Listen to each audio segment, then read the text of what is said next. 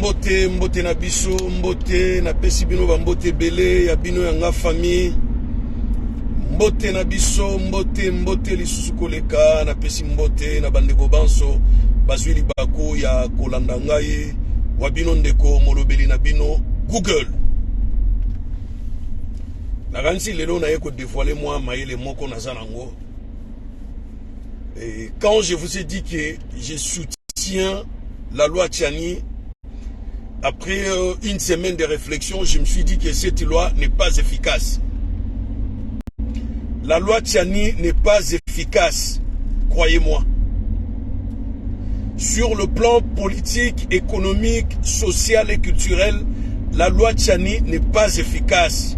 Pour occuper des postes stratégiques du Congo, il faut être de père et de mère congolais. Cette loi n'est pas efficace. Alors, na linga ina sa la réflexion moko na loi wana na eko comprendre ba défaillance nango. Na eko comprendre ba défaillance ya loi Tchani eza efficacité. Nga nazana eteni ndambo ya mobeko oyo na ko compléter na loi wana. Eteni ndambo ya mobeko ya makasi oyo ekoki ko renforcer loi wana. Mais na ko sala ngo vidéo te parce que soki na sala ngo vidéo Noël Tchani alandi vidéo wana a defa ko yiba mayele ngo alobi ke ye mutabimisi lisusu likanisi wana deuxième loi Tchani. Na kengela ki loi Tchani, j'ai vite compris que cette loi n'est pas efficace. Alors, cette loi autorise aussi aux étrangers d'être efficacement sur le plan économique. Parce qu'ils ne seront pas des présidents, ils ne seront pas des ministres, ils n'en ont même pas besoin. Quand vous observez de loin, vous allez voir vite que Mwanga Tchoutou n'est ni président, ni premier ministre, mais il contrôle l'économie, à 60% l'économie du Congo. Vous comprenez? Donc la loi Tchani n'est pas efficace. Moi j'ai une loi, mais là je peux pas vous dévoiler la loi. Narope sa bateau yo, bayiba ngai mayele wana. Alors je vais appeler Nsingi. Narobenga honorable Nsingi parce que yé na moni aza makasi mingi na kokotelaka batu mibeko. Je vais appeler Nsingi. Na kosenga na mutu moko kopesa nga numéro ya Nsingi. Na kosola na Nsingi. Na kosola na ye. Après j'aurai le temps ya kotindela Mbozo memo na ngai. Na kotindela Mbozo memo na ngai. Il y a toujours des députés qui viennent ici. Na kopesa député moko bayaka yaka na bango ebele awa. Na kopesa memo na nga memela Mbozo. Mbozo atanga ngo azwa ba coordonnées na ngai, comme ça on pourra discuter.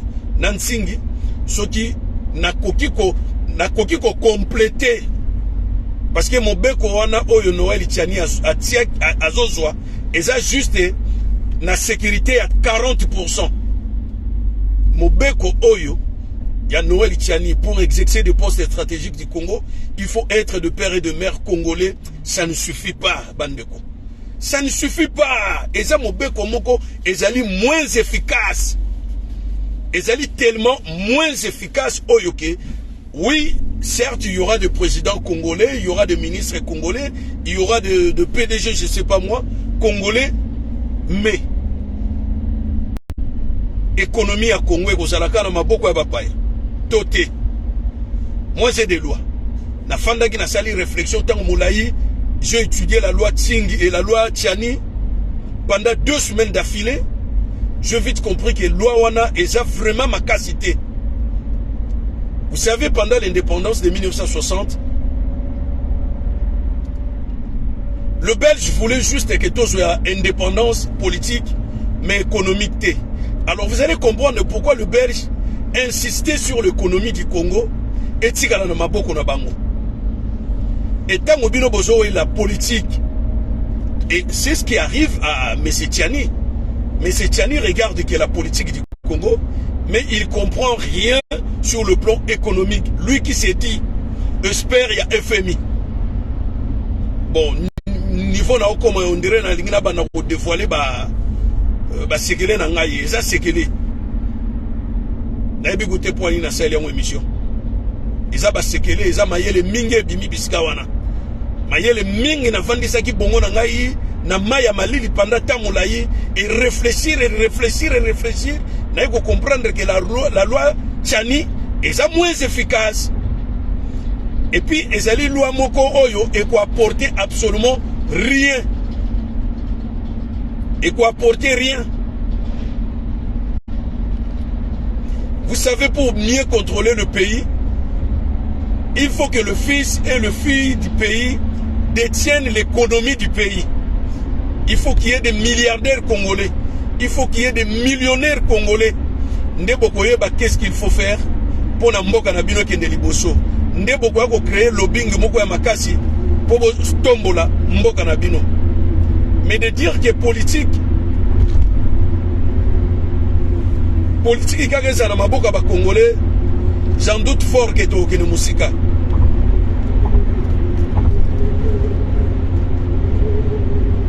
J'en doute très fort que to kene musika.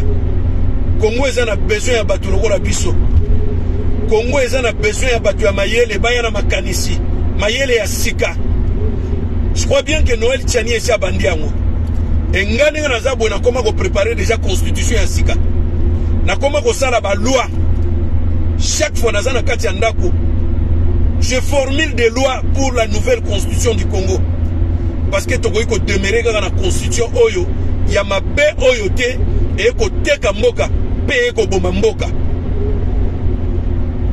Loi Tchani, oui, na sepeli nango, mais ils sont moins efficaces.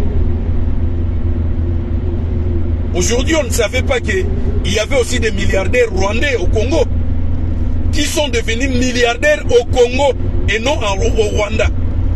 Ah, ça c'est grave, hein? Ça c'est, il faut prendre en considération qu'est-ce qui ne marchait pas avant et qu'est-ce qu'il faut faire aujourd'hui. C'est hyper important. C'est hyper important. Tant que vous avez la bosse à la député, vous avez la bosse à la sénateur, vous avez la bosse à la ministre, mais et loko ezali efficace yamboka, poumon yamboka. Certes, c'est la politique, mais c'est aussi l'économie du pays.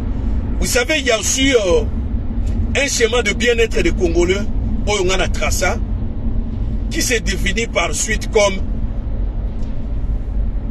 un train avec ses wagons ou des taxis comme vous voulez. Et la tête du train, c'est la politique congolaise. Le premier wagon qui suit la tête, c'est l'économie du pays.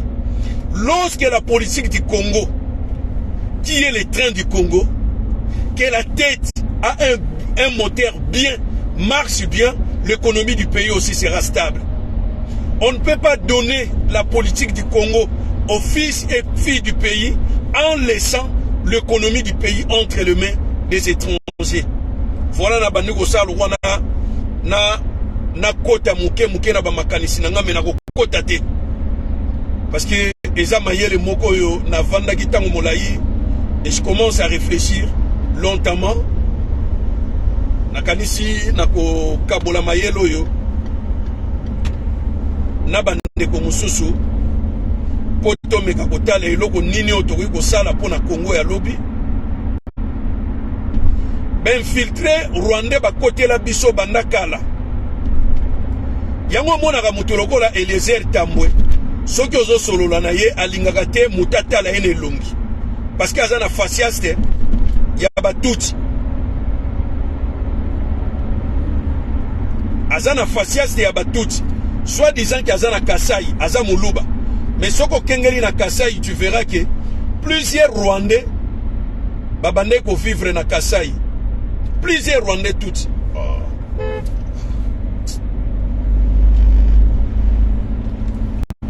Plusieurs Rwandais toutes babande ko fana na Kasai. Alors au kengeli Eliezer Tambwe ko mona ke c'est un touti. C'est pas un louba, c'est un touti. Et puis il faut y avoir que Moutaya naye azalaki membre au cadre ya RCD Goma. Moutaya naye na Kinshasa azalaki au cadre ya RCD Goma. Donc moi bate bele babandi koloba likambo yango que ils ont vu ces messieurs c'est un sujet tout rwandais. Eliezer Tambwe, c'est un sujet tout rwandais. Bate bele, bakomi ko pekisanga kutuna benga e muluba te. Alobi ndeko ko benga e muluba te, c'est un sujet tout rwandais. Eliezer Tambwe a toujours collaboré avec Kabila dès son arrivée.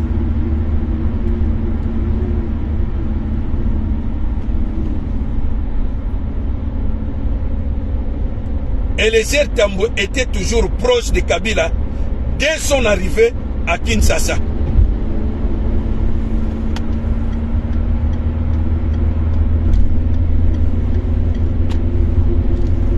Alors, Batouana, il faut que Kengela Bango Malamu, Tozana ben intrui, Tozana ben filtré, ben intrui.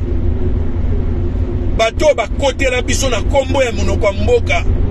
Ba Vital Kamerhe onga naza muswahili na lobaka balangue belé ya Congo. Oui, mopaya nyonso akoloba ne langue ya Congo. Mais est-ce que oza mwana na biso? Non. Nyarugabu, ono biso to créer tribu na biso baso benga bani ya mulenge po to se distinguer na bani ya Rwanda. Ah, l'État a pesi bino mobeko wana bo créer tribu na Congo. Congo mobeko wana uti wapi? Est-ce que Congo est créé ba tribu? To Congo ba sala ngona ba tribu nango. Alors ça c'est grave. Ça c'est grave, il faut prendre ça en considération que on était infiltrés depuis longtemps.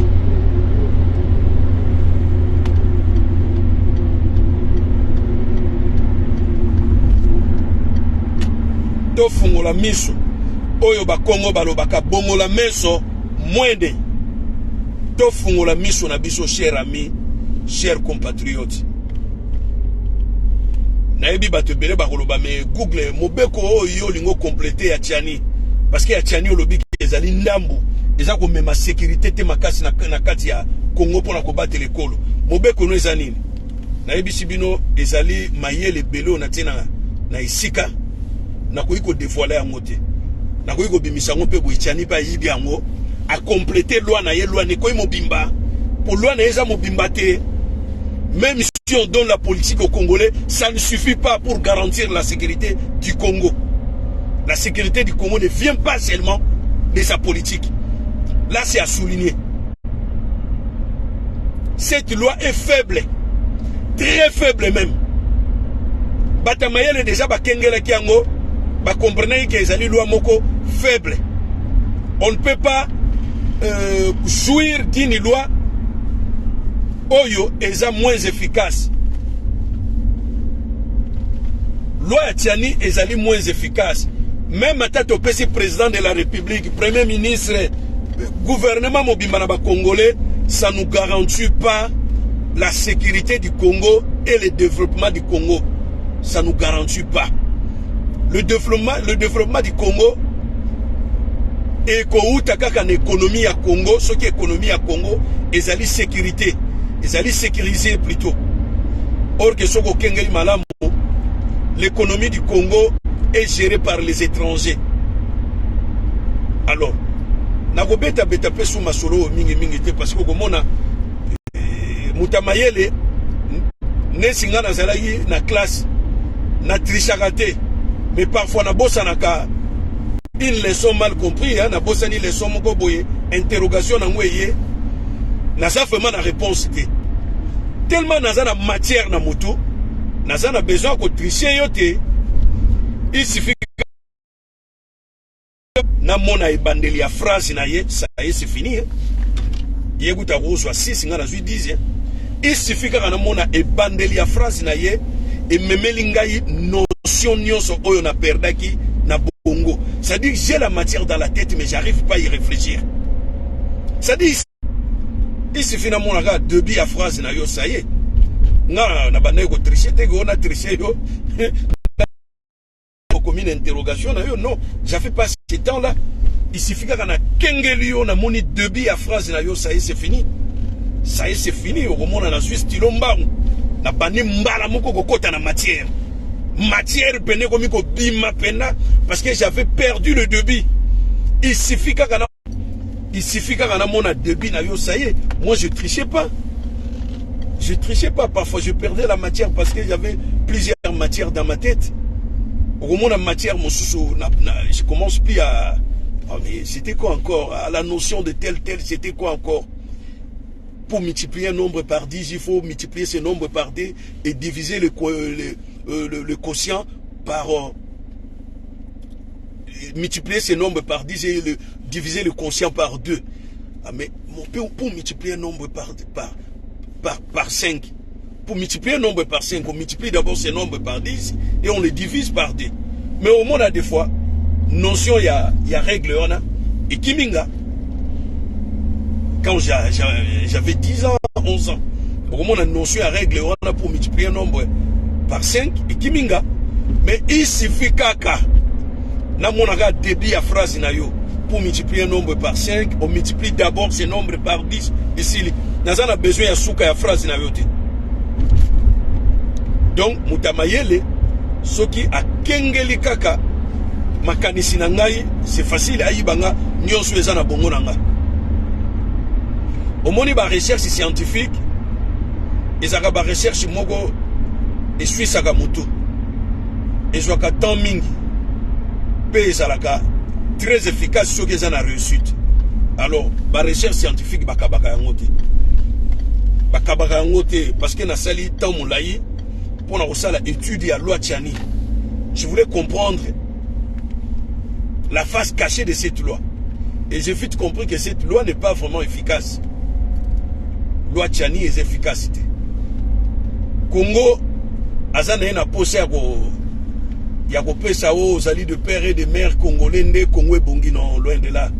Ce n'est pas une loi efficace comme je vous l'ai dit. Congo n'a pas besoin de ça.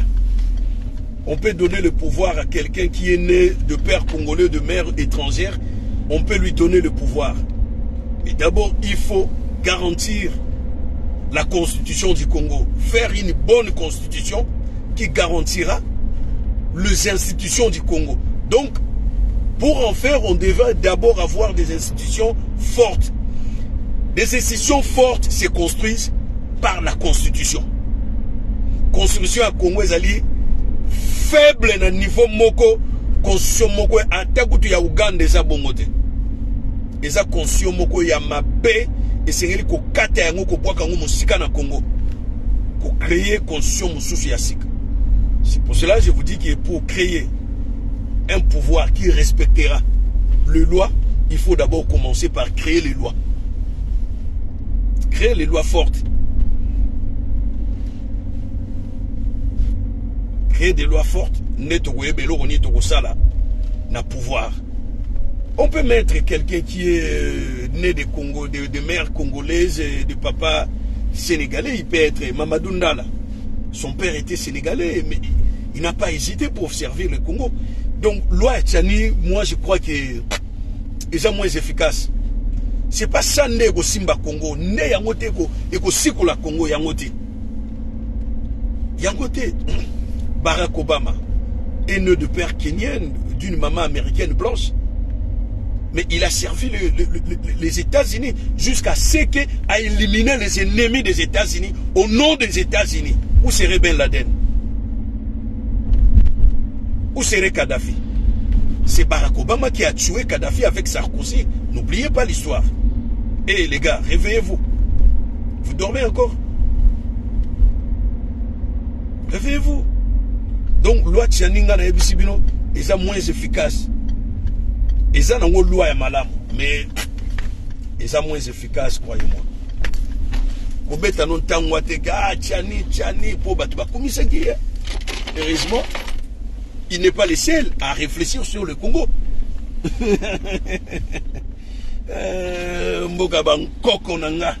Il n'est pas le seul, tout le monde essaie de réfléchir sur le Congo. Ne biscate comprendre que loi Tchani est moins efficace. Loi Tchani est moins efficace. Et d'ailleurs, Tchani n'est pas un constitutionnaliste. Tchani c'est un économiste. Il allait quand même penser à des choses sérieuses. Tchani, économiste. Économie à Congo, ils ont maboko à Tchani. Économie à Congo, ils ont maboko à Tchani. C'est lui d'ailleurs qui est l'initiateur de la monnaie congolaise, le franc congolais. Bonjour Kave Banjo, bonjour Ekila Kamango, bonjour Nabino Nyonso. Malheureusement, je suis court aujourd'hui. Je suis vraiment court. Parce que du coup, bon, il y a encore 10 minutes. Donc, il y a encore 10 minutes. Donc, loi Tchani est moins efficace. La Kengela qui yango. La Kengeli loi Tchani, loi Tchani est moins efficace. Bonjour Maman Christine Matondo. Bonjour Edo Ikwa, le procureur de la République. Roger Soulambanza. Richard Mayemba depuis Calgary. Mbotenayo Joël Konde, le pasteur. Baliangando Mokili Mobimba. Alors, ndenge na yebisi bino ke loi Tchani est moins efficace. Parce que tokamati président de la République topesi congolais, premier ministre congolais, ba ministre nyonso congolais. Ba entreprise étatique oya l'état topesi na maboka ba congolais. Bongo siko économie ya mboka. Tutikonga na maboka ba pai. Tala lelo ba to ba ko comprendre que mwanga chuchu lobi na banaye ko loba. Lobi na banaye ko loba sur ba concession, ba carré minier ya mwanga chuchu. Na moni esali moi débat na tolé, esali moi tolé na toile.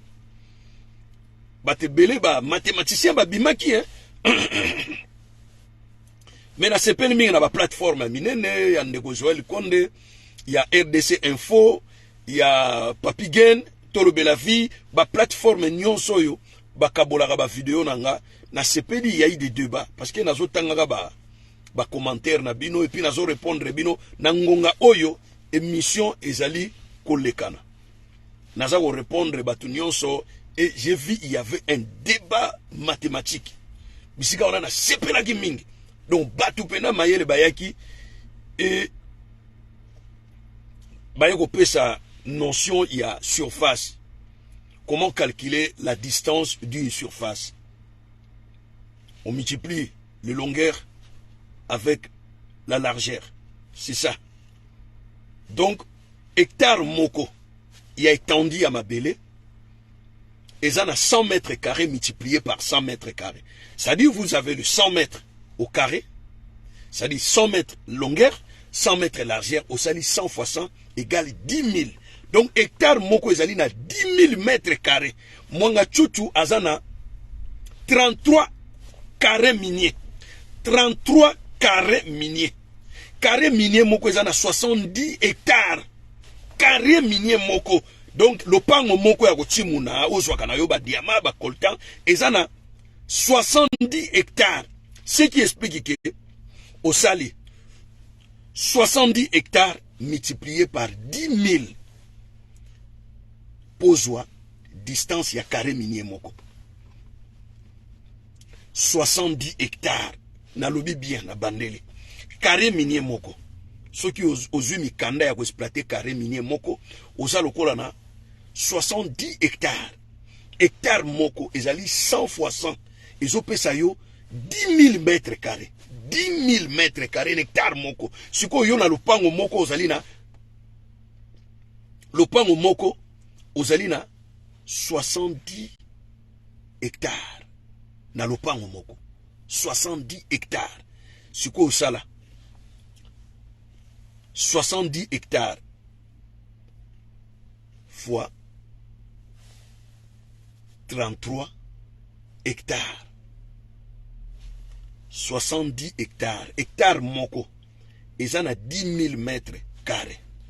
Bon, ce que ça a 70 hectares fois 10 000. Nombre wana yogozwa. Il faut ça là on a na calculatrice. 70 hectares. Nazo expliquer bien. Le pango moko ya carré minier. Et ça a 70 hectares. Hectare, 70. L'hectare moko, et ça a 10 000 mètres carrés. Ça a 10 000 mètres carrés fois 70. Chiffre wana yoko bimisa. Au salaire on siko yo fois 33. Ozo comprendre. Chiffre wana ko bimisa. Au sali yango fois 33. Parce que chiffre wana ko bimisa et puis sur 70 hectares. Au bandi ko yana ngosiko une fois, deux fois. Ti 33 et ko peso combien de milliers d'hectares oyo mwanga chutu. C'est pour cela avion ekitaka na kati ya ba concession na ye sans kanyo kwama. Na yebisa ki bino commune ya Matete eza na 120 hectares. Commune ya Matete eza na 120 hectares. Mwanga chutu na carré moko, carré minier moko, aza na 70 hectares. Donc 2 carrés ya mwanga chutu ezo sala ye 140 hectares eleki munene ya commune ya Matete. Webi mwanga chutu aza na combien de communes? Si la ville de Kinshasa possède que 24 communes, mwanga chutu sikoyo na 33 carrés miniers, oyo na carré minier moko eza na 70 hectares, mwanga chutu aza na combien de communes? Na kolingana tuta bino ba sende na mipanzi na mitema boye ba mutuya ya mboka na bino Congo. Les gens ignorent le Congo. Na moni batebele pe ba komelinga ba lubi Google lac Tanganyika eza na 33 couches ya mbisi. Parce que na lobayi que le lac Tanganyika contient le gaz butane et le pétrole. Lac Tanganyika eza na gaz butane na pétrole. D'ailleurs na midi ti ba 15h ba pexaka ba pêcheur ba kota na mai. Lac Tanganyika ya na mbisi te. Lac Tanganyika eza na mbisi te ndenge Vital Kamerhe lobaki eza na 33 couches ya mbisi. C'est faux et archi faux. Et d'ailleurs lelo ba pêcheur congolais, ba pêcheur tanzanien na ngambo ya Zambie oyo baza ko exploiter lac Tanganyika bazozwa libungu tulu. Parce que vous savez à l'époque tant Kabila kotaki lac wana ezaki na ba hippopotame. Alors ba hippopotame wana babane kolia ba Kongo asika oyo ezaka likolo ya mai. Babane ko sumba banie moko ezalaki bilia ezalaki na ba hormones reproductifs ya bambisi. Ba hippopotame wana ezalaki na ba hormones reproductifs ya bambisi. Tangu ba Rwanda ba kotaka parti wana nyonso ya Tanganyika musana banko yaka tongo nyonso ko betaka ba hippopotame ba Kalachnikov. Ba boma plus de 510 hippopotames. Et ko sala ke ba hormones reproductifs oyo bambisi baliaka po ba bota ebele esilaki sécheresse kotaki ya bambisi. Lelo ndenge nazoyebisa bino boye bokengela ta na Kasai to na Lubumbashi ba fritin bandakala bikebuka oyo ezala lokwa ba Thomson na bakisala kindeki emona na kaso mingi te. Cela dit que lac Tanganyika azali suna mbisi ndenge azalaki na ngote. Vous comprenez? Donc ma solo nyonso ba betela kabino ndeko il faut sala ba recherche. Moi je me documente à chaque fois. Makamba lac Tanganyika na banyango lelo te so bo kengel na be mission na ngai il y a 2 ans, 4 ans, 5 ans. Vous allez voir que na betela kabino ma solo ya lac Tanganyika. Parce que bato amona au lac Tanganyika. Olingi mbisi na Afrique ezaka na 4 pays. Mbisi so yogi mbisi ya mbisi. Côte ya océan Atlantique mauritanienne, sénégalaise, marocaine et namibienne. Angola a bénéficié à moi mouké na côté ya Namibie. Wano lobi mbisi na lembisi. Wano lobi na lembisi okenana no sikate ko komi pembe na plage solo ya zei ya mbisi otikala na koyoka ngote. Biso ozana mbisi te. Biso tozana mbisi te. Pourquoi l'idée est venue que basala ba pisciculture pour na koboko la mbisi? Si on avait du poisson, est-ce que idée ngai ko yana ministère ya pêche a créé ba pisciculture pour na koboko la mbisi? Mbisi to lia ke utaka na Namibie na Hollande. Mais boka nzate ke utaka na océan to na mer, détrompez-vous. Et ça ba mbisi o bazo boko la, même ba Thomson wana, on peut élever des Thomson chez nous d'un pied. Toko ko sala pe ba Thomson biso moko à condition que to sala batamayele. Ou à condition que to pesa bandeko ba congolais ba formation, ba kene na ba Hollande, ba yekola pendant 6 mois, ba ko sala ba pisciculture à makasi. Alors, sur le plan économique, ce qui tozo tikela ngomba pa. Nde bolobi ke loi tchani za makasi. Or que loko eza motoya na Congo, c'est d'abord remettre l'économie du Congo entre les mains de fils et filles du Congo. Ça c'est hyper important. C'est à mettre par cœur. Voilà loi na ngai batami na kati wana. Mobeko likunzi na ngai batami na kati wana. Voilà amis, chers téléspectateurs, chers amis, chers compatriotes, on est presque à la fin de cette belle vidéo explicative. Et c'est là qu'il y a bino ndeko molobel na bino Google, toujours en connexion. Tout mon ami.